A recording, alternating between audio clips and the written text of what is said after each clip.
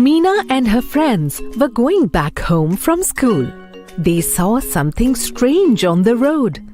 They saw that a long army of ants were moving. They bent down to watch the ants carefully. A lot of ants were carrying grains of rice and millet. Oh hey! Are they carrying rice grains? Do ants eat rice too? Of course, Amina. All living beings of this world need food to survive. Oh wow! I really want to know how this little creature eats food. Let's observe them closely to know. Ibrahim immediately took out the lens from his bag and all of them started chasing the ants. They saw the ants stopped at one place.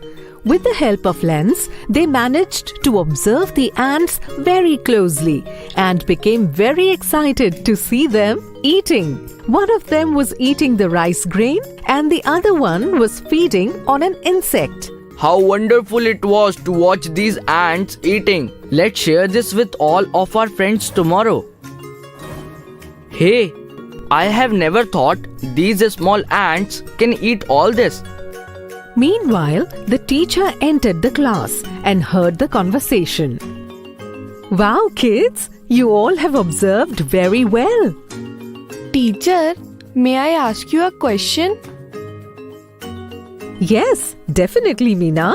My domestic cow only eats hay. Why doesn't she eat insects like the ants? This is an interesting question. Let's find the answer through a game. Are you all ready? Yes, teacher. Stand up in a row in the middle of the class. I will give a slip to each one of you. Each slip has the name of a food, such as lentils, potatoes, chicken curry, biryani, vermicelli, paneer bhurji, etc. Each child was given a slip in which the name of one type of food was written. If the source of that food is plant, then move to the right-hand side.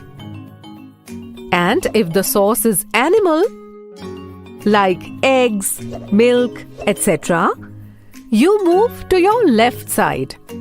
And if the source is related to both plants and animals, then stick to the middle position. 1, 2, 3. As soon as the teacher counted 3, some children in the class jumped to the right side and some to the left. And while some jumped in the middle, all the kids enjoyed jumping. Sohan, Ibrahim and some more children were on the right. Mohan and Amina were on the left and Meena and some other kids were standing in the middle. Thus, 3 groups were formed in the class. In the first group, everyone had slips of food made from the ingredients which come from the plants. In the second, from both the sources, that is, plant and animal sources. And in the third, only the children with slips of food from the animal source. Like Sohan got pulses, Ibrahim got potato, Mohan got chicken curry, Meena got paneer bhurji, and Amina got boiled egg on the slip. Let me explain it to you. So our food comes from 2 types of sources. Food is important for every organism, and these organisms eat different types of food. Organisms that consume food from plant source only, such as vegetables, fruits, pulses, are called herbivores. Such organisms that consume food from animal source only are called carnivores. And the organisms that eat food both from plant source and animals are called omnivores. So this means that my cow is a herbivore and that ant omnivore. Meena is absolutely right. Teacher, we get milk, ghee and butter from animals too. So all those who eat these are also non-vegetarians. Try to find it out yourself and let's have a discussion about this tomorrow. Today after going home, I will tell everyone that I have got to know about the various sources of food and learn about herbivorous, carnivorous and omnivorous.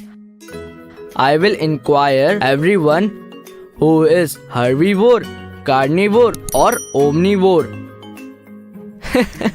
Will you interrogate with your pet dog?